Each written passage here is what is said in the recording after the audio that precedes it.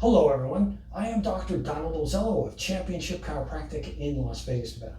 I will be explaining and demonstrating post-isometric relaxation for the hamstrings. This will be performed with the patient laying supine, and we are moving the hamstrings into knee extension.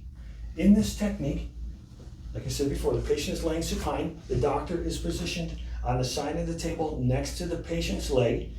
You are going to grasp the patient's posterior ankle and also the patient's posterior thigh, and we're going to passively bring the hip to about 90 degrees of flexion.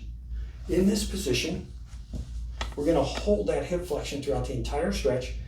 You can place one hand on the anterior thigh and continue to hold the posterior ankle, or depending on the patient's height and flexibility, you can place the patient's posterior ankle on your shoulder and place both hands on the distal anterior thigh.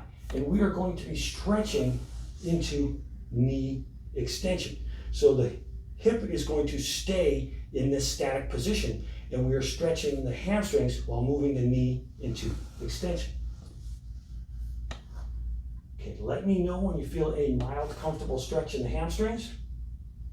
We're going to move slowly into the stretch. Okay, so patient is feeling a mild, comfortable stretch right here.